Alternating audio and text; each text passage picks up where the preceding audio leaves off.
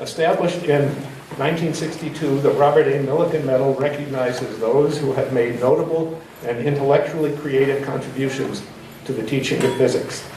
I invite Brian Jones, please, to come to the podium.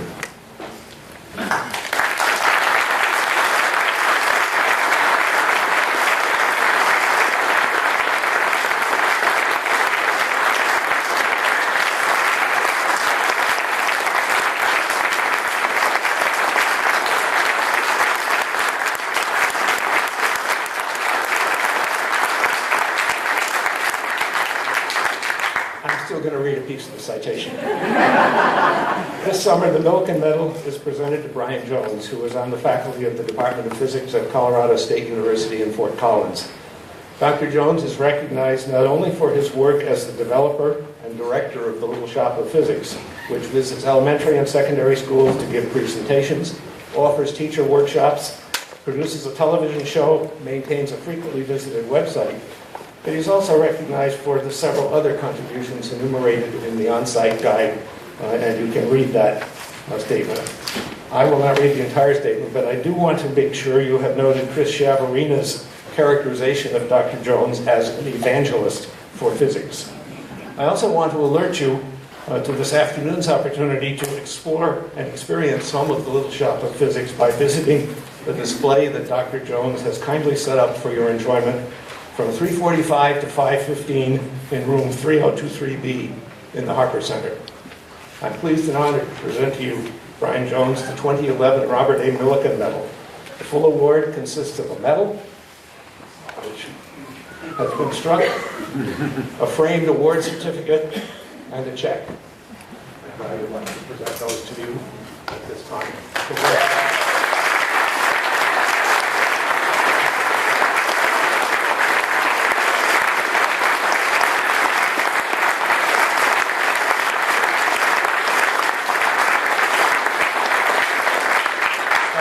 Millikan lecture is titled, All I Really Need to Know About Physics I Learned in Kindergarten.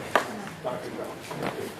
All right, I want to thank David for that wonderful introduction that included a couple of upgrades, which was fantastic. I'm actually a Mr. Jones, and on the faculty, kind of sort of long story. Anyway, I'm gonna launch into my talk. All I need to know about physics, actually, some of that came later, but all I need to know about science teaching I learned in kindergarten. And what I mean by that is something that I'm going to get to. But here's my subtext, is how teaching kids may be better at teaching adults, and I hope to convince you that it can do the same for you. Now, I'm known as the person who does the Little Shop of Physics, but I actually have this day job that I actually get paid for, which involves teaching science to college students. So here's like me at work doing my day job.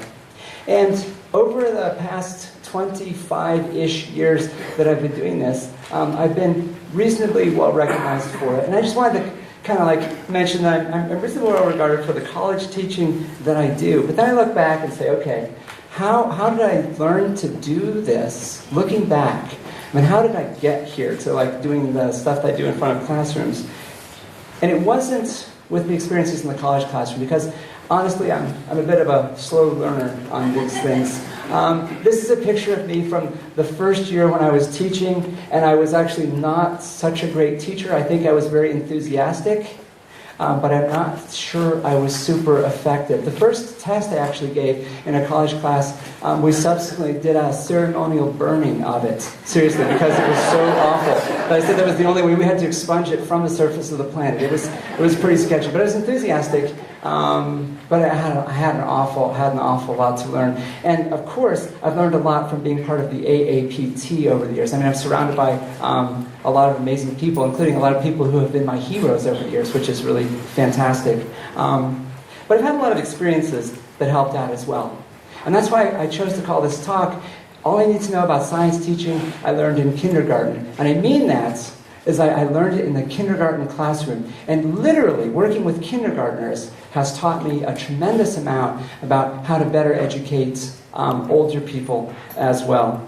And so now, I'm going to segue into my other persona, which is the Little Shop Physics guy. Oh yeah. I'm sure it won't do. This was not bright enough? Oh,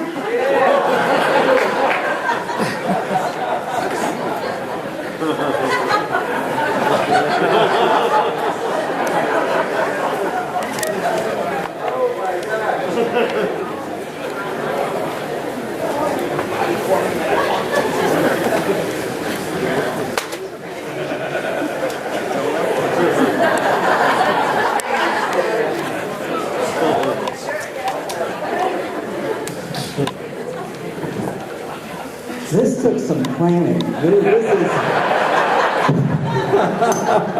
Oh my gosh, this is incredible. Now I truly feel like I'm surrounded by my people. I always say, when I go to these meetings, like I'm going to have a meeting of my people, and we have our ways. And now, oh yeah, this is looking good. This is looking good. Mandy night in tie-dye.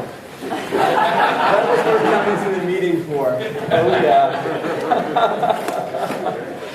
Oh gosh, thank you for that. Thank you for that. Well, I'm going to talk about the title. And there was a book that was out about, 20 years ago or so. All I need to know about life I learned in kindergarten. And the idea was that there's a bunch of real simple lessons about life. And the time when we learn them, early on. And these simple things. Play fair, don't hit people. And this is the kind of stuff, in kindergarten you learn a lot, and a lot of what you learn is how to get along with other people. And they're these simple lessons that you learn, but they hold true even today. And what I want to do is take my experiences in the Little Shop of Physics and reduce them to a series of pithy, kind of like one-liners, ultimately, like this. And I think ultimately, Ken, because the lessons were simple, but they were hard-won. Simple but hard-won. Fortunately, I've had a lot of people who have helped me out along the ways, and I want to mention a couple of individuals in particular. Sheila Ferguson has been the teacher in residence with the Little Shop of Physics for like 10-ish years. It was like Sheila 1.0, Sheila 2.0. It was kind of complicated. But Sheila Ferguson has taught me a lot about sharing science with kids, but also has been a tremendous source of inspiration and creativity. Wonderful, wonderful person to work with. Nissa Lee has been with Little Shop of Physics since she was an intern, back when the t-shirts were red. And she was an intern, and now she's on the staff of the Little Shop of Physics. She's our coordinator for outreach and assessment, and she's the future president of the president-in-waiting or president-elect of the Colorado-Wyoming section of the American Association of Physics Teachers, Ken Lonnquist. Ken has taught me a tremendous number of things, and he's got a couple of passions like lasers, infrared, ultraviolet. Those of you who know Ken kind of know this about him. Taught me a lot over the years. He was my assistant with the Little Shop of Physics for a number of years, and now he's doing the teaching laboratories, which is great because he helps out with my day job so I can go out on the road and do all this other fun stuff. Adam Perlstein was with the Little Shop of Physics for a number of years when he was a graduate student at Colorado State. Now he's teaching down in Denver, and he's like our Uber volunteer. He takes like vacation days to come out on the road with us, which is unbelievable to think that doing this is enough to take a vacation day. It's a wonderful, wonderful thing. Chris Chavarina is my partner in crime on some of the international adventures that we do. And we were at a program recently in Slovenia, and I did something, and then Chris came up and did something afterwards, and one of the people there said, "Oh, this is so wonderful. Brian does something, and then Chris does something. It's like after the winter comes the spring." I don't think that was his intent. Exactly. That, but it was, I think the intent was that we go nicely together, and we're leading people's minds, and Chris has taught me a lot. His energy and his enthusiasm, fantastic. And this year, Paul Williams has been with us, and Paul Williams is at Austin Community College, and he's running for an office with AAPT, and he's the president. Are you the president of the Texas section, past? President-elect. Texas section of the AAPT. He's been a great guy. He's been with us on a sabbatical this year and has been a tremendous source of ideas and inspiration, and gets up at 4 o'clock in the morning and carries boxes and does all the things that the Little Shop of Physics crew does. So I wanted to thank these people in particular. But there's a lot of people here who have helped the Little Shop of Physics over the years. I mean, Adam Beeler is here and a whole bunch of other folks. Also wanted to thank Chris Nichols and Roger Felch. Chris is the one who introduced the Little Shop of Physics to tie-dye. The first tie-dye shirts we made it for ranch. Oh yeah. And so I wanted to say thanks to all the people who have been part of the Little Shop of Physics over the years. Stand up, and I want to recognize these folks.